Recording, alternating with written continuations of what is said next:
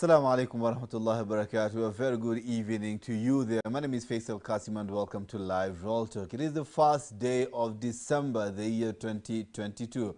31 days, inshallah, will be ushering in the new Gregorian year. What have you done out of these 366 days of your life? How will you be accountable for it in the day of judgment? Anyway, tonight we'll be talking about citizenship rights, especially in regards to the Muslim community. Recently, His Excellency the President, William Samoei Ruto, came out actually on Monday and hinted that they are going to review the framework circumnavigating around the whole vetting process. That was at the induction ceremony of the pastoralist members of parliament, legislatures basically. And joining us here tonight is a person who was actually at the event, not just present, but again addressed the congregation that gathered there at that time, talking about citizenship rights and the role that the members of parliament would play to see the end of this whole vetting hullabaloo. And of course, Muslims will no longer be treated as second-class citizens in this country.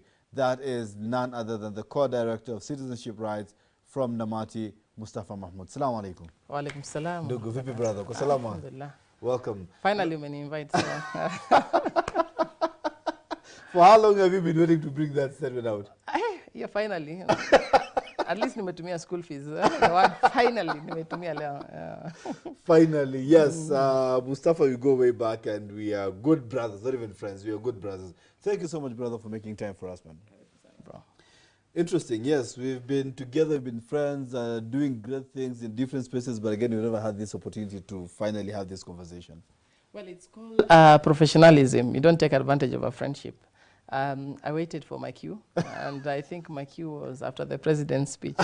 So that's how special I am. So I had to wait. Yes, the president ushered you in. Yeah, he ushered me in. I know, right? Karibu sana, always a pleasure to have you. I mean, there's never a dull moment with you. Musti, you were at the event on Monday. Yeah. And the president spoke, hinted. He was so cautious with his words. He did not say that there would not be vetting anymore. I didn't get that clearly. Maybe you can give us the backdrop against that information. What exactly happened prior, what was said before, what questions were asked until the president said that? So basically the event is about pastoralist members of parliament. It's one of the biggest caucus in the National Assembly.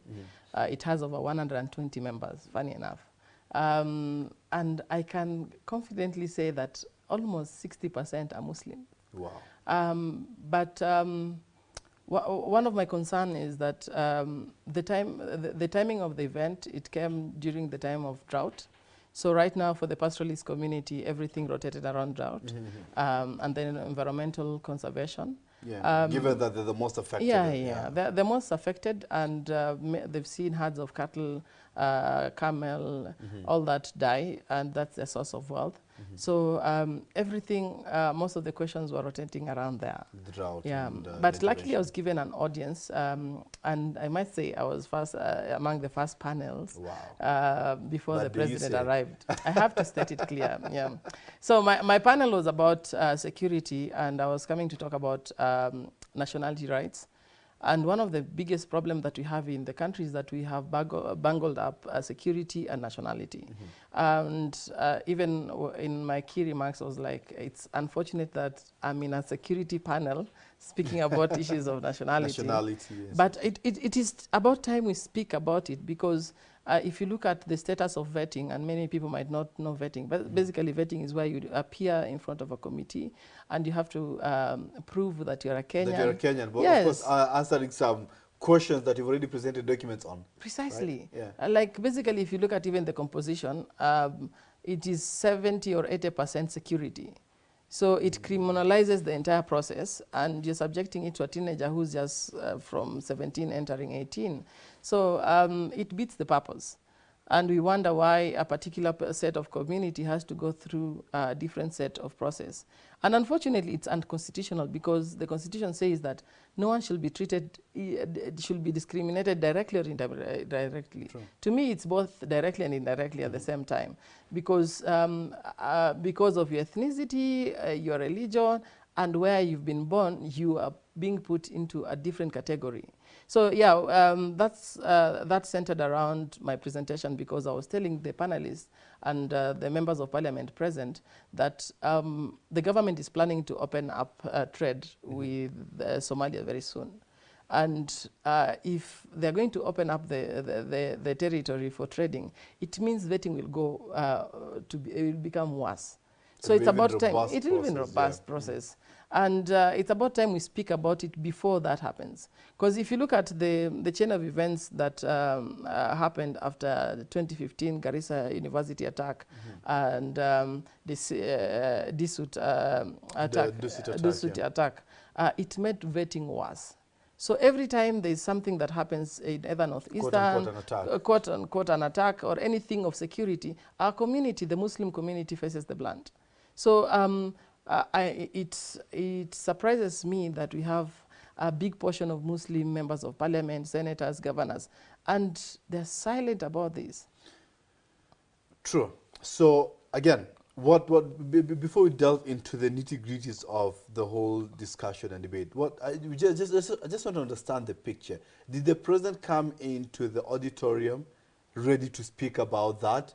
Was it an afterthought? Was it a question posed to him? How exactly did the whole issue about citizenship and nationality come into the conversation during the event? So basically, the president did not come to address that issue.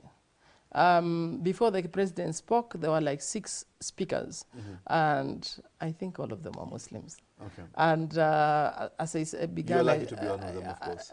Unfortunately, by the time I spoke, he was not in the room. Okay. But I was able to plant seeds of issues of vetting into the auditorium to make sure that they understood the urgency of the matter. So when the president came, there were 6 speakers, and none of them talked about vetting. When the president was when he finished his speech, we were already standing up for the national anthem because the event was closed. Luckily, the former deputy speaker, the one who was vying again, Faramalim, was the first one to stop him, and he was speaking about issues of teachers. So he began a process of people asking questions. So he was the first person to ask a question. Then the whole process, people had to sit down again, and the president started to respond to questions. Finally, when he was, the whole thing was going to end, someone spoke up and raised his hand and said about vetting. So the president wasn't prepared enough. And in my opinion, I'll say that he didn't promise anything, because he basically said, tutapunguza maswali. He didn't say that. The whole framework. And to me, I'm uncomfortable with the whole framework that is being reviewed, because he said that Professor Kindiki and Adan Duale are the ones reviewing. My same concern. Why is it that it has to be reviewed by people in security, Ministry of Defense and Ministry of Interior? There's no public participation. So the biggest problem about vetting is that it was constituted by security, and now it's being reviewed by security. So the same people who created the problem are the same people who are trying to find a solution to the problem. Yeah, that's the backdrop. But yeah, I feel like the president has a good intention to it. But in case there's no public participation, I think it beats the purpose. Because he said in his speech, that in his remarks, that it is in his manifesto. But in his manifesto, he's speaking about a redress mechanism. And our problem is not that the redress mechanism alone. If you look at the Northeastern, people pay up to a tune of 10,000 shillings to secure a vetting slot, not a bribe, so that vetting can come to their area. So it is normalized that people have to pay 2,000 shillings because the vetting people need an allowance to come and vet people. The sitting allowance? Yes, sitting allowance. So it is you who's paying for a document that is supposed to be free. You're right. You're right. So a document that you're supposed to not even pay a single shilling. Not even be there. Precisely. I had a word with the former Interior Minister, Fred Matiang'i, when he was still in power. And I asked him about the whole vetting process, and he said it on my face. He said, Faisal, the thing is that we are vetting people who are the borderline communities, right? Borderline communities because we understand we have porous borders, and thus we need to tell a Kenyan citizen from a non-Kenyan citizen. I mean, as someone who's been fighting for citizenship rights for a very good part of your life. Well, what would be your responding remarks to this? That's a fallacy, because are Nubians in any border area. They're in Kibra. The exit that we can say it could be a border is basically Wilson Airport. So it's not border communities alone. It's based on your name and ethnicity. When you talk about Nubians are also in other countries, come on, we have Maasais in other countries. We have Tesos in other countries. We have Luyas in other countries. Are they going through the same? It is basically based on our religion. Imefika wakati tuseme ukweli. Our discrimination is based on your name. Because you're called Abdallah, Abdullahi, they cannot trace your ethnicity. Interestingly enough, I asked the same question. As Nubians who are in the heart of CBD go through 3-tier process of vetting, and over and above that, there are people like Mohammed Kamau or Abdallah Onyango who get subjected to vetting because of their first names, right? But funny enough, I didn't get a response to that. Yeah, but at the same time, the vetting that Abdallah Kamau and Abdallah Onyango will have is different compared to the one that Abdallah Mohammed will get. Because of your double Arabic name, it gives you a double layer of discrimination. I am cognizant of the fact that even Kikuyus in Embu, as long as you have a Muslim name, you'll have to go through vetting sometimes.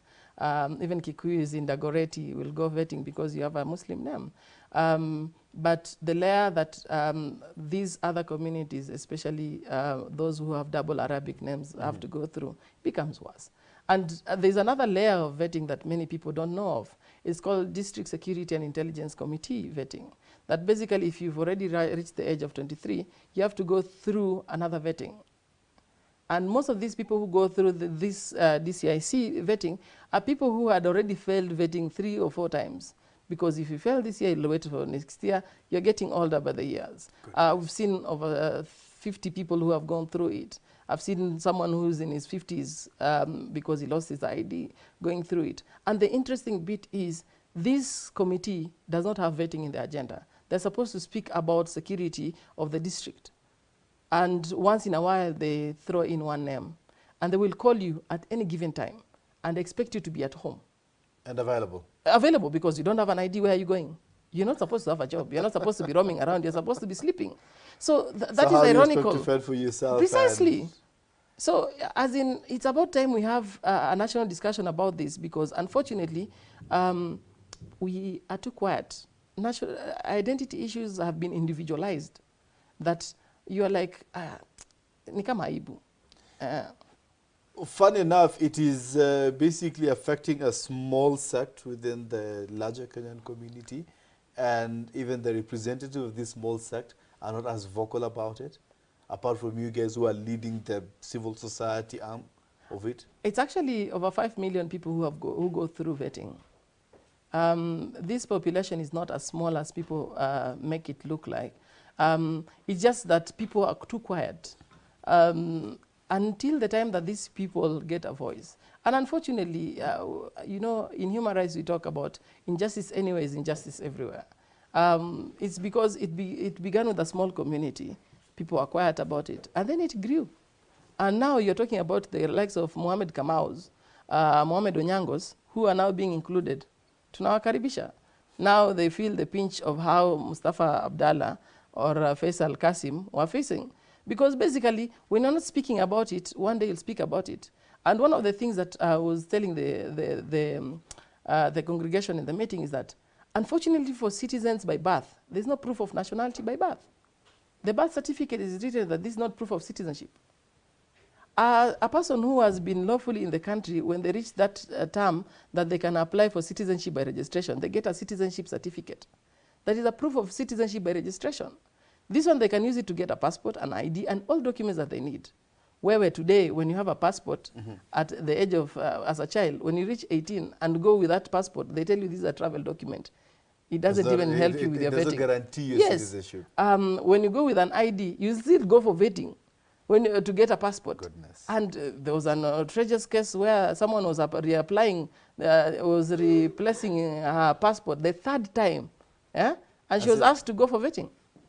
You remember when Twitter, Kenyans Yes. on Twitter went crazy, and she's a Nubian. So the irony is, when will it end? We're just getting the start of it. Interesting enough, when I was doing research for this show, apparently this matter was addressed by a court of law. Mr. Harun Ndubi, he was a lawyer representing Muhuri at that time and the Kenyan Asian community, actually presented to Mr. Jackton Ojuang in a court in Mombasa in 2011, January, that this vetting process started in 2007 through a memo to all the DCs from the Office of the Registrars. But we're going to talk more about that right after this very short break. And my brother Salim Muhammad, Wakili. Assalamu alaikum, brother. Kwa salama. Thank you so much. Umeingia looking sharp as always, bro. Sorry for being late. I know. So karibu sana. You're not as late to the party, bado tunaendelea. Sawa, Chakula ijesha bado sio? Ni mandazi. Yes, this and much more after the break. Sultan Muhammad Mustafa and of course Salim Muhammad in studio to talk about Muslim citizenship rights on studio. Horizon TV, live real talk is on. Keep it here.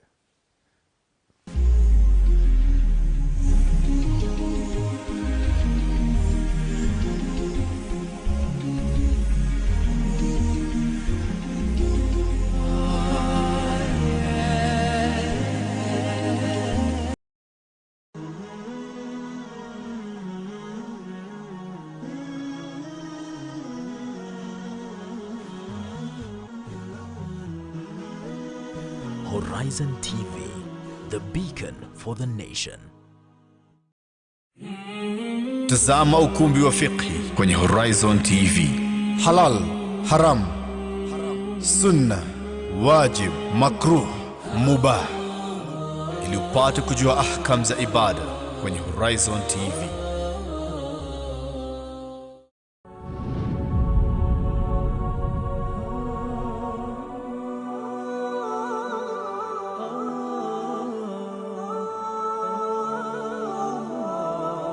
Unfolding truth dares to spark a conversation. I know even in the Islamic fraternity, some people believe that you should not engage in politics. A conversation that is bold. Your right ends where my right ends. When I stretch this hand, if you stretch your hand there, you see now, my rights are for philosophy, your right. A conversation seeking the truth. We are losing it. According to my own judgment. We still have people like that. Yeah. Archbishop Mweri of Nyeri. Yes. A conversation about faith and intellect. Why are we tribalistic in our churches and mosques? Join us on Unfolding Truth as we separate false from the truth. Only on Horizon TV.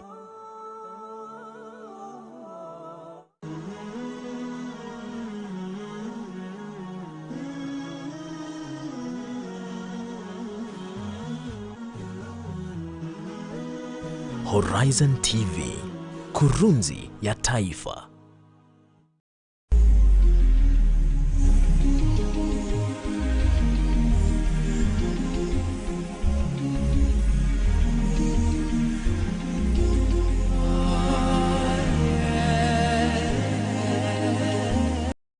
Assalamu alaikum wa rahmatullahi wa barakatuh. Thank you so much for keeping it live, Roll Talk. Of course, in studio, I'm joined by Mustafa Mahmoud, who is a co-director on Mother Citizenship Rights at Namati, and of course, Salim Muhammad, who is a city lawyer and the chairperson of Muslim Lawyers Association, right, Chama? The Association of Muslim Lawyers. Association of Muslim Lawyers. Yes. Why are you lawyers so keen on names and titles and all that? Because that is how we were incorporated, registered. I won't open that battlefield now. Karibu sana wakili, thanks so much for making time for us. You're welcome. We are talking about mother citizenship rights. And in 2011, Muslim human rights, led by Khalif Khalifa, they went to court, to seek redress on this matter. And on the 11th, a ruling was given that was unconstitutional. Same year, 2011, that a ruling was given that was unconstitutional, and that vetting should stop. So this is not the first time this conversation is happening. Let me start with you, Akili, just to welcome you to the party. What do you have to say about that? The fact that it's not the first time you're having this conversation, yet, it was 10 years ago, but actually 11 years ago, right, when the court ruled on that matter. And talking about it now, 2022, the president still speaks about it, and the situation, as Mustafa said it, over 5 million people are subjected to vetting almost every other year, right? Over 5 million people. So it's still something that in existence, if anything, it actually increases, right, as years goes by. Yet it's something that has been addressed by a court of law before. What do you have to say about that? First of all, the issue of citizenship and the vetting aspect regarding IDs and passports has been systematically incorporated in the system of governance of this country since 2011, especially after the KDF troops were sent to Somalia. So, but the issue is not even about legality or otherwise. It's about the political aspect of it, because if the courts have ruled against vetting and subjecting specific community, you know, vetting is not a problem. Vetting in a discriminating manner is the problem. Why do you have to subject certain part of the country to vetting, yet others? If I go with I've been a victim of vetting, and the issue is, what are they vetting you of? They ask you very, very funny questions like your tribe, your clan, where you were born, things which you can even see on the ID or even on your birth certificate. So it needs a political will, and it's good that the president himself has at least addressed this thing personally, and he has that kind of intention of trying to undo the mess that has been done, because that itself is like we lack that aspect of constitutionalism, where the court of law has ruled on something, and yet there's no compliance with it by the government. That is impunity, if you can describe it very well. Wakili, you've been a victim of vetting, you've said. Eh? You have been a victim of vetting yourself. Yes. So, I mean, you've gone through the experience, yes. right? And you're a lawyer. You're an officer of the court. You are leading troops of lawyers. I mean, and it's your community that is suffering from this thing, the Muslim community for that matter. What have you done about this? Have you tried maybe seeking legal redress, just like Mahmoud did sometimes? First of all, when I was subjected to vetting, I was still a student at University of Nairobi School of Law. So at that time, I was just furious. And by the way, there's a time I took my mom there. She was born in 1958, and she was told to bring a birth certificate of her father at that time. What? Or the certificate. And by the way, she has never seen her father, because her father died when she was born. By the time she was born, her father was not there. So it is very discriminative in nature. But nowadays, you know, it is that time of it's that season where we want to at least make sure that every discriminatory policies that is being done by any regime, whether at the county level, whether at the national level, we need to address this thing through legal redress. At least we want the audience of the court, so that at least this thing can be addressed once and for all. And this government, the platform that they came in is that they want to comply with the rule of law. Like all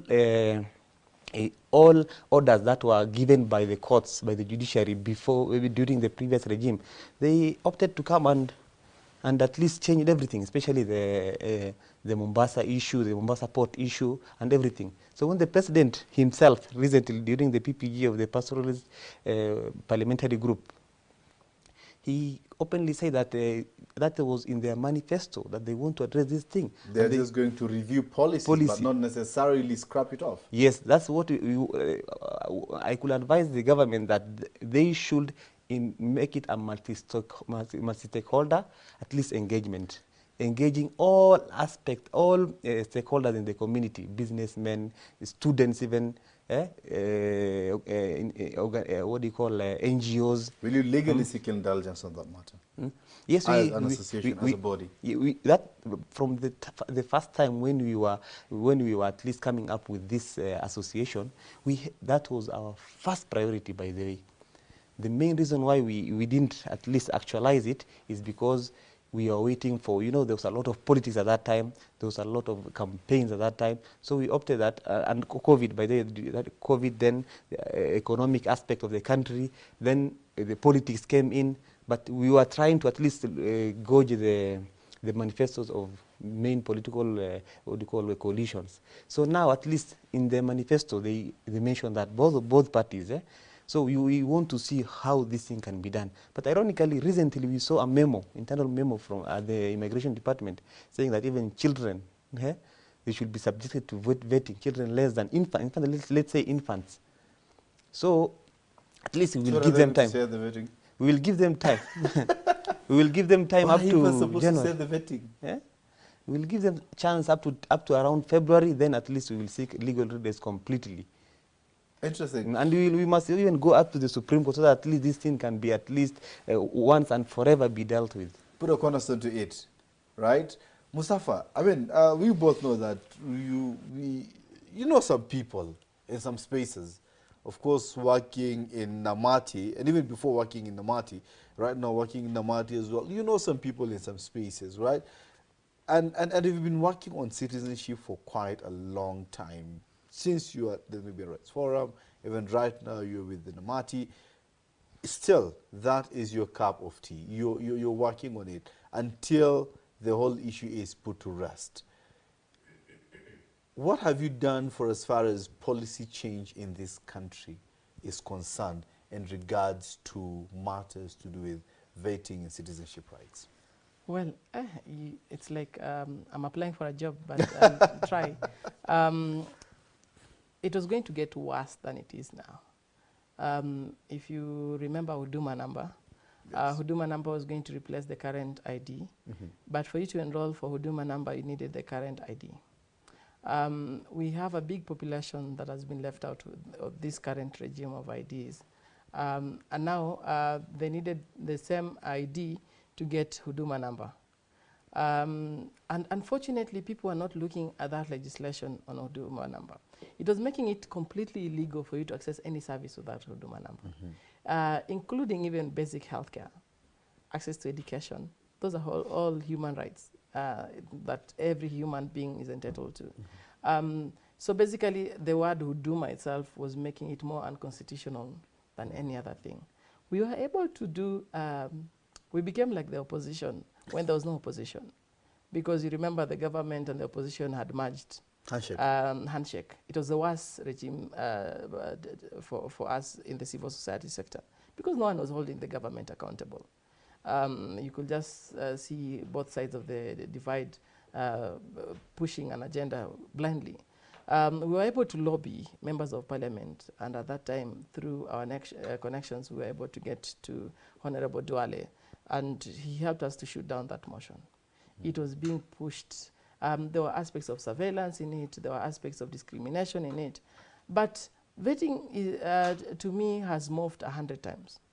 In 2015, the Securities Amendment Act is the thing that overruled that court judgment that you're talking about. Because we really fought against vetting.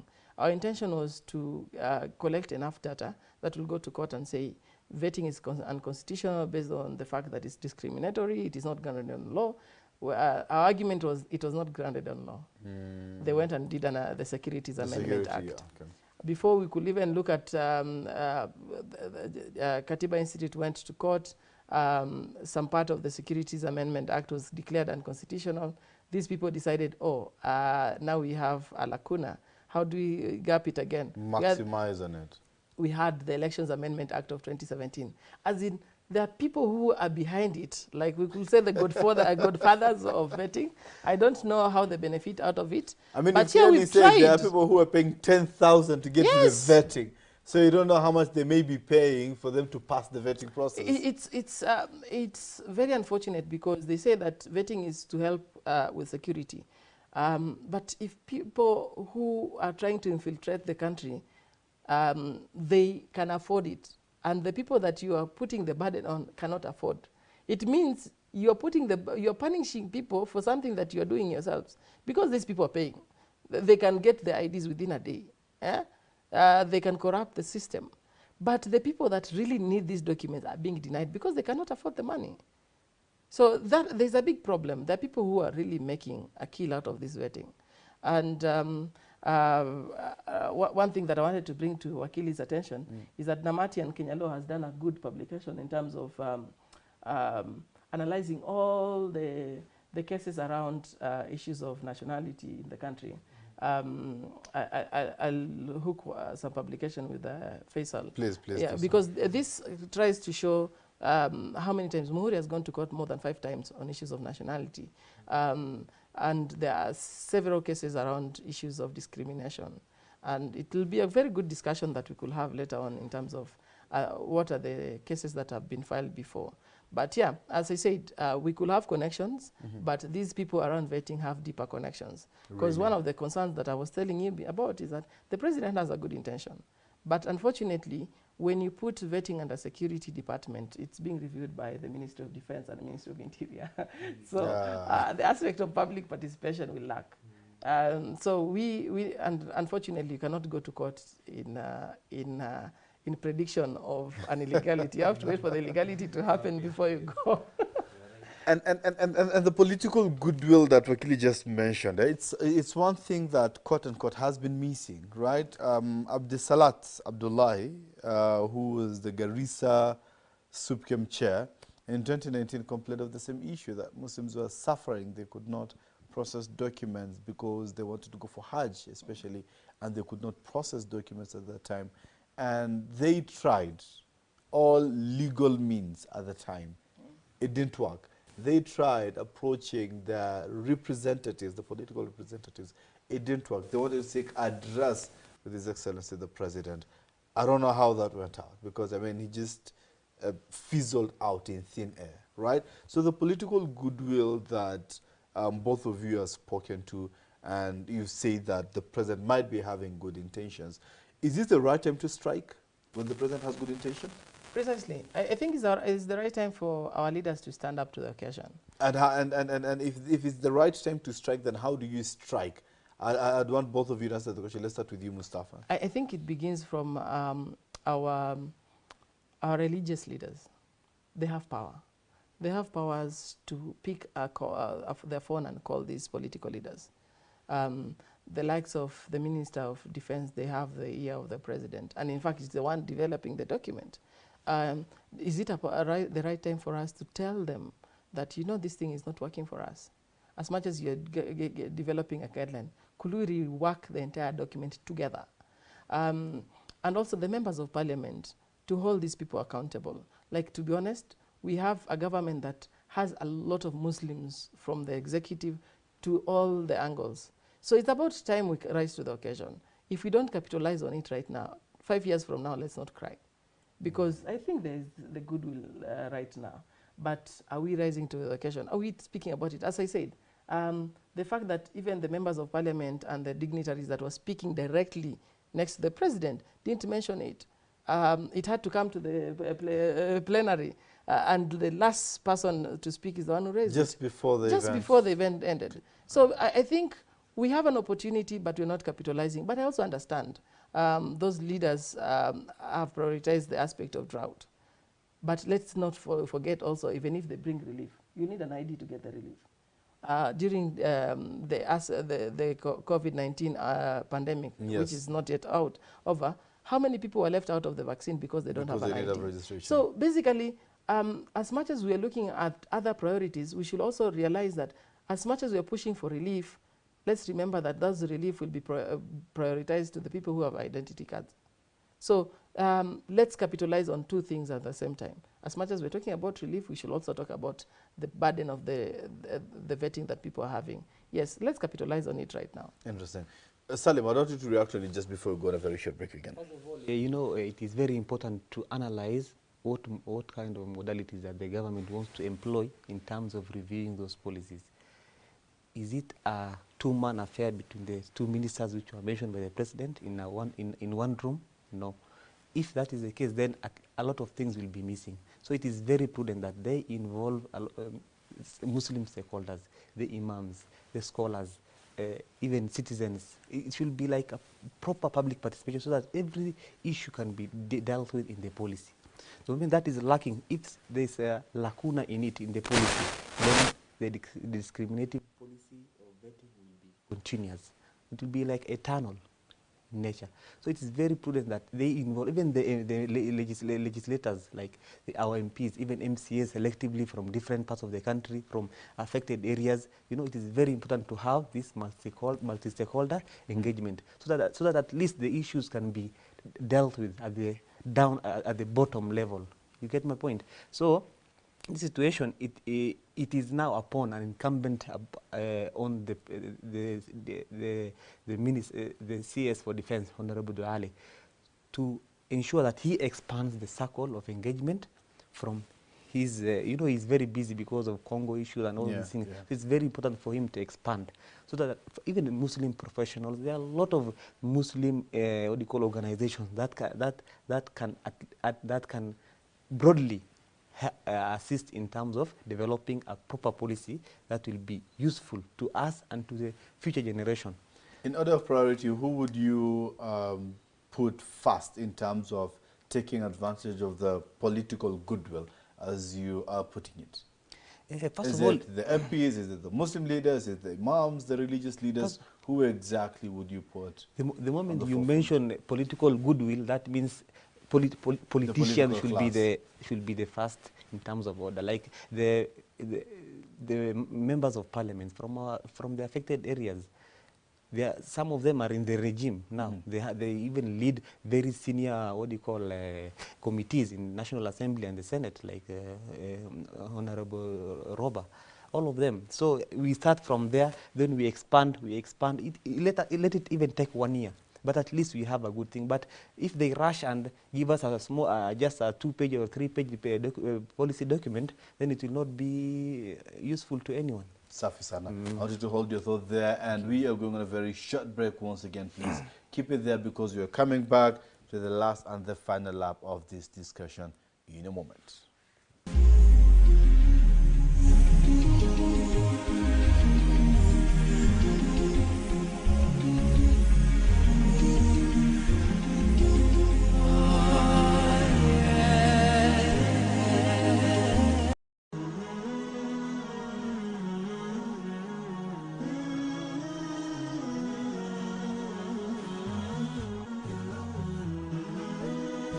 Horizon TV, the beacon for the nation. Tazama ukumbi wa fiqhi kwenye Horizon TV.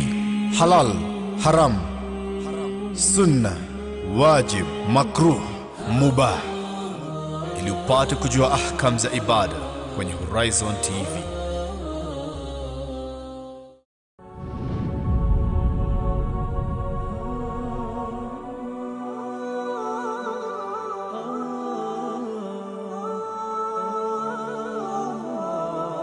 Unfolding truth dares to spark a conversation. I know even in the Islamic fraternity, some people believe that you should not engage in politics. A conversation that is bold. Your right ends where my right ends. When I stretch this hand, if you stretch your hand there, you see now, my rights are for fallacy right. A conversation seeking the truth. We are losing it. According to my own judgment. We still have people like that. Yeah. Archbishop Mweri of Nyeri. Yes. A conversation about faith and intellect. Why are we tribalistic in our churches and mosques? Join us on Unfolding Truth as we separate false from the truth. Only on Horizon TV.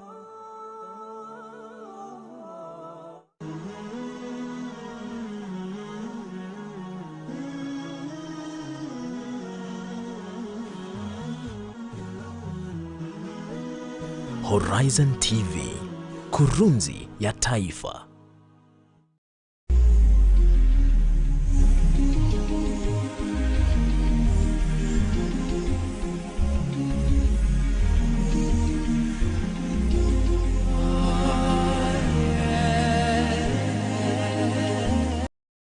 Assalamu alaikum wa rahmatullahi wa barakatuh. Thank you so much for keeping it live, Real Talk on Horizon TV. Welcome back to the last and the final part of the Muslim citizenship rights. I mean, is the voting process over? On Monday, the president came out and made the announcement that they are going to review the policies around vetting process.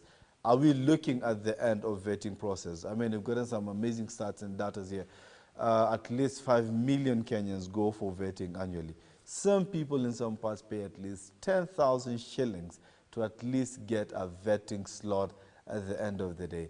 And vetting is, the whole vetting scope is getting wider and wider and wider by the day. Are we looking at the end of it? We've seen who should be put first. But again, what is the role that you and I can play? And that is the last part of the conversation that we're going to have with my amazing panelists here tonight. That is Mustafa Mahmoud, who is a co-director on Matter Citizenship Rights at Namati. And we have Salim Muhammad, who is a lawyer in Nairobi and, of course, the chair of Muslim Lawyers Association. Association of Muslim Lawyers. The association. The association, is it? Yes. Article the Association of Muslim Lawyers. Thank you so much, guys. Musti, first of all, before we talk about the citizens and people, how they can come in and take part in it, from your global networks and connection, what is the feel of your international connection? Because Namati is an international organization, and of course you have international partners, and I mean, your parent organization is an international one, it's not a local one. So basically, what is the feel on this matter internationally? Well, there's the best practice in terms of good ID, and globally, even it's being adopted by the World Bank, and it's under the Good ID project. It's all about an ID system should be inclusive. Mm-hmm. It should be inclusive, and also the aspect of the ID system not being too data mining, as in you're collecting extracting a lot of data from people. That is where, that is the test that Huduma number failed. It was even asking you how many wives you have, how many acreage of land you have, how many livestock you have. Like, how does that determine who I am? Because it makes the data vulnerable, because everybody is like, if I get that data, I could become rich with and last part is that it did not guarantee secrecy and confidentiality in that data. Because these tablets are supposed to remain with the DCs there. So you can imagine if someone could get an access point which is available locally.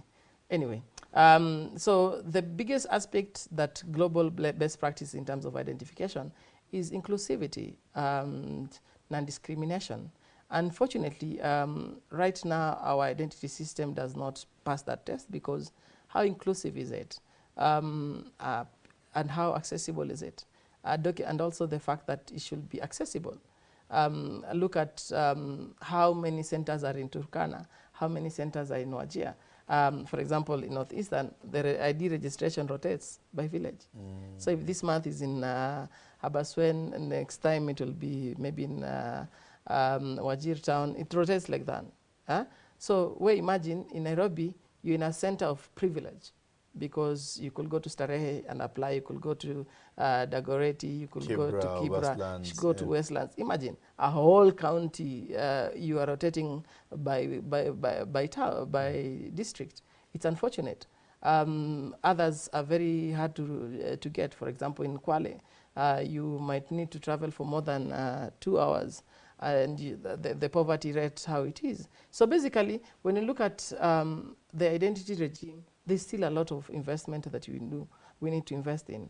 If we could tap into these monies that we are wasting in vetting committees, we could set up more centers, make the documents more accessible, so that people could be able to access the services. Quote unquote, maybe they're thinking the more stringent we become with it, the more scarce they become, then the more control they'll have in terms of issuing the documentations? Well, just like passports, I mean, there are less than 10 centers in this whole country in issuing for issuing passports. Less than 10, you can imagine. One thing about passport I want to say is that, you know, it was so sad that people had to come from Garissa, Wajir, Mombasa. At least Mombasa, you could apply from there. Yeah. But Garissa, Wajir, you had to come to Nairobi. And there's a lady that came to our office, and she was staying in a guest house. And you could see how vulnerable that lady was. She had stayed in Nairobi for more than 2 weeks. because she's waiting for vetting. Right now, you know, they've removed vetting from Nairobi. They come to where you are. Yeah. But to get that vetting, sometimes you need the member of parliament to intervene. And as Wakili has said, now even children have to be vetted to get this passport. So yeah, it's getting crazier by the day. But it's about time. And thank you for beginning the conversation, Faisal, because as the Muslim community, we have a lot of power in terms of community-wise, in terms of political power also. We played a big role in terms of the entire regime. It's about time we also hold them accountable and tell them we've suffered a lot. Lakini hii kitu ya kusema kuficha aibu, for many years Muslim communities have always been hiding in the nini kusema stara. Stara na unaumia, unadhulumiwa na stara ya nini na unadhulumiwa. Yeah? Ni haki yako. Nationality rights is a right. Just like any basic right to health, basic right to education. Because without documentation, tukue wakweli ya kwamba you cannot move. True. Have you ever been to Northeastern? Have you traveled to Garissa by road? No, not really. My brother, you should. There are over 5 checkpoints. And one of them used to be military. Now it's special forces, eh? Funny enough, the time I was to go to Garissa, I was to go for somebody's wedding. But the time I was to go there, the previous week there was an incident where somebody who is a non-local in Garissa was arrested. Why? Because they just don't know his motive in the area. So from advice, I was told... So you thought you'll also be arrested? Yeah, so Allah, I promise you. And this is a senior citizen, a very senior, prominent Muslim leader in this country. His brother was arrested in Garissa because he's not Somali, and he had gone for, I think, a wedding as well.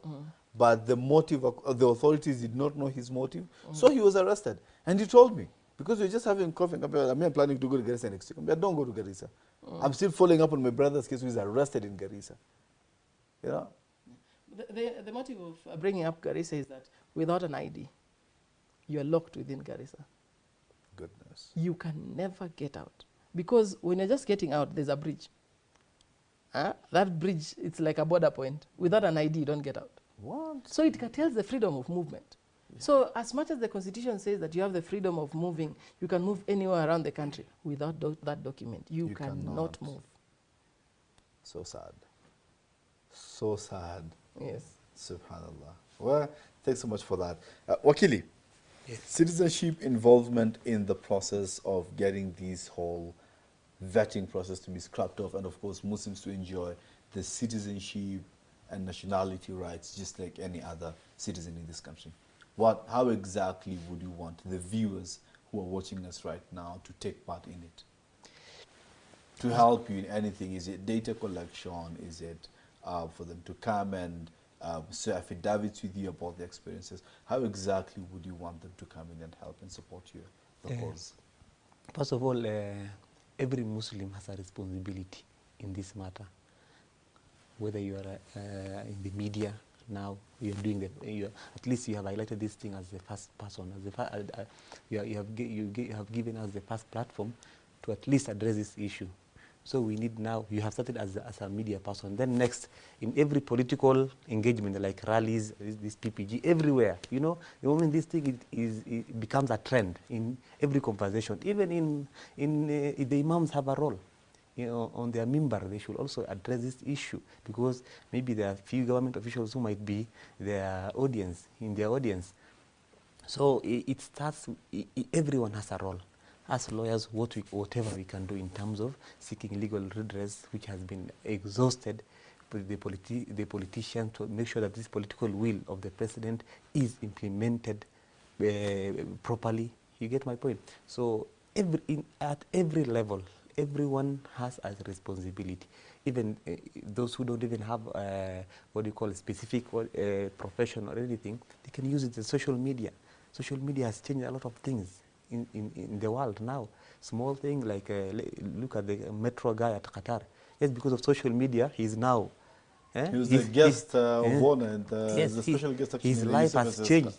His life has changed. Yeah. So, like in social media, we can commend this thing. There was a few weeks ago, I was thinking about what can we do, because the process has already been declared illegal by the courts long time ago. So I was thinking of maybe creating an email address where we give it on the social media to every person who has applied for passport pre-2022, let's say 2021, 2020, 2019, before, so that they can at least send their receipt and reasons and the status at this point. Because nowadays, you know, the physical vetting was scrapped off because of COVID. Nowadays they call the people from the National Intelligence Service, they call the applicants. I don't know how they call the infants, but they call, if they call once and you don't pick, you know, some people, that's how you maybe miss your chance. you miss your chance. So I was thinking of opening an email, a general email where everyone can send. Let's say we have like a class suit, like maybe 10 or even 20 people with similar story. I applied for my passport in 2020. Up to now, there is no response from the immigration department. Then we sue the director of immigration, so that at least maybe we seek the orders of the court to ensure that the director of immigration, also the CS Interior, implements and ensure that these people get their passport. You know, if we do in batches like 20 with time, we will try, but it's very hard at this moment. And the fact that the court declared it, of course, the process illegal, right? What are the next possible steps, maybe, to take for the court orders to be adhered to? You know, first of all, impunity starts when there is constitution, but there is no constitutionalism. That means what is in the constitution has no value before the political class. Like if the courts have been vested with powers to make sure that there is check and balance on the executive. So the moment the executive doesn't obey the orders of the court, then that is impunity. We lack constitutionalism. We always brag that we have one of the most progressive constitutions in Africa, after the South African one. So, but what is the value of that constitution if implementation by the political class, the executive, let's say, is not visible to anyone? So it is prudent that at least we make sure that we have a proper governance model and political will to ensure that this thing, the rule of law, is paramount in every society. That's how society survives. Without it, then there will be chaos. You obey court orders that you want, you don't obey, like, it should not be selective in nature. So it is good that at least the courts have already washed their hands in this matter and pronounced itself on the matter. Okay. Then, now, let's come to the political class. Like the way the courts also ruled on the issue of the Court of Appeal judges, where the former president failed to appoint them. But this president came and obeyed that court order. Then we also seek the indulgence of this current president, Honorable Dr. Ruto, to come and at least obey that order, even if it is in 2011 when he was just a mere MP, a Eldoret North MP. So to show that he is now pro-constitutionalism. That is how it should be, the political will and proper implementation. Like I said, let it even take 1 year, but let's have a proper policy which will not be discriminative. When I was in my master's class at the University of Nairobi, we were having, we were doing a course called International Refugee Law, Refugee and Asylum Law. So there's a professor, we had a conversation like in the class. He was telling me about the vetting. I told her about the vetting issue. Like we Muslims, by the way, this vetting is on Muslims, not even Somalis or it's on Muslims. Yeah, so long as even if it's Muhammad Onyango or Muhammad Kariuki, you will be subjected to vetting. You know, that's extremely discriminative. So I opted to commence a conversation with the professor. Then I told her, Prof, in Kenya, it's a lot of discriminative vetting process. People go through a lot of vetting, which is also not necessary, which is that add no value to the even security aspect of the country. He told me vetting, in terms of like impliedly, it is always implied applied to border communities. Then I told her, my friend, go to the immigration department and see the list of people who are supposed to be vetted. There's no Maasai, there's no Luya there, there's no Turkana up there, You know, there is no, like, it is only, it's not even about even Somalis now. It's not even about border communities. It's about specific community in terms of their religion.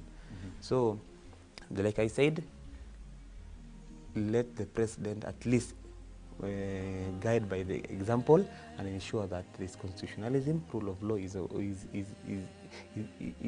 will be considered a paramount aspect in terms of his governance model, so that at least everything will be okay.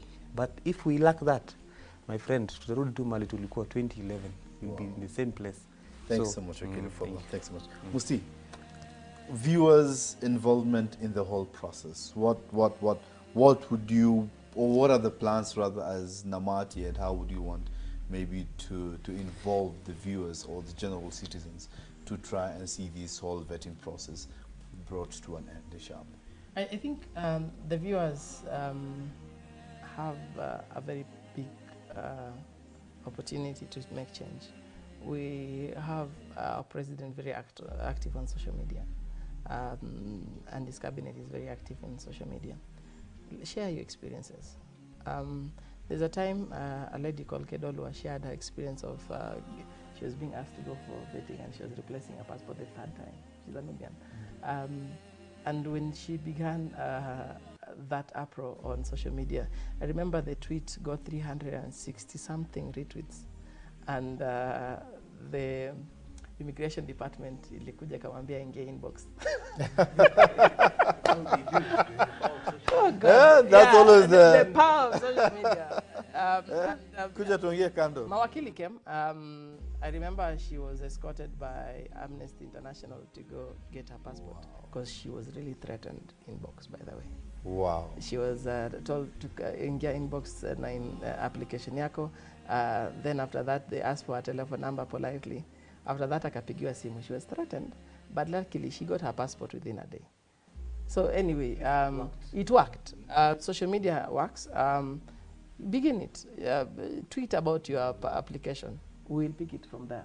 Now, wakili vile amesema, instead of even asking people to share it on email, let them tag you on Twitter. Let them begin the conversation on Twitter. You can also begin the conversation and tag my ID, my right. There is a whole movement we're trying to build because ID is your right. So you could follow the page on TikTok, my ID, my right, and also on Twitter, my ID, my right. We are trying to begin a conversation. What challenges have you gone through? Because there are these things that are happening and people are not having a conversation about it. A whole campaign on double registration was successful because there was a lot of uproar. Community spoke about it. Yeah. There was some social media conversation about it. 14 people were expunged. We are still waiting for 26,000. 14,000 people were expunged out of it and they got identity cards. Now we are waiting for 26,000 more people. Wow. But anyway, we have a very good audience that if they begin the conversation, they'll be heard. And someone on the other side of the TV could be an imam that is having the ear of a minister or a member of parliament that could have that. And if it fails, we can even write a petition. The Nubian community wrote a petition. The Pemba community wrote a petition. They were heard. The Makonde walked from Kwale to State House. They were heard. Is it about time that Muslim community also decide to walk to State House? And if our members of parliament cannot speak for ourselves, for us, should we speak for ourselves? Anyway, it's a progressive step. And I also wanted to note that University of Nairobi has been very intentional, the law school. Professor Buya's class, fourth year, they usually have a session on issues of nationality rights and asylum. So for the past 5 years, I've been giving a talk to that class. Nice. But if all universities could have that avenue, that could have that conversation, because people get out of class with a utopian vision of how we have an inclusive society. But is it about time we have a conversation of how inclusive are we? Real talk. Yes, a real talk. That's why and you've begun the real talk. Mustafa, Mahmoud, and Salim Muhammad. I mean, guys, amazing. Always a pleasure to have you, gentlemen. Of course, I don't think this is going to be the last time you're having you on set. I mean, I enjoyed my time, and you, the view, of course, I hope you have also enjoyed and learned a thing or two. Not mentioning, of course, you're going to take action almost immediately, right? Yes, we are still waiting. We are pushing, we are petitioning, we are pushing our members of parliament and our political class to try and act for us. But again, as he rightly put it, if they don't, we'll also do it ourselves, right? My ID, my right on TikTok and Twitter. And of course, Wakili, we are waiting for him to launch the email, right? But again, in the meantime, his Twitter handle is Salim Muhammad, right? Salim Muhammad, right? That's your Twitter, sure. Salim_senior. Salim_senior. Salim_senior is his Twitter handle. Of course, you can tag him on your experiences about seeking identification, whether it's national ID or passport. My name is Faisal Kassim, and this has been the Live Real Talk. See you next week, same place, same time. Assalamu alaikum wa rahmatullahi wa barakatuh.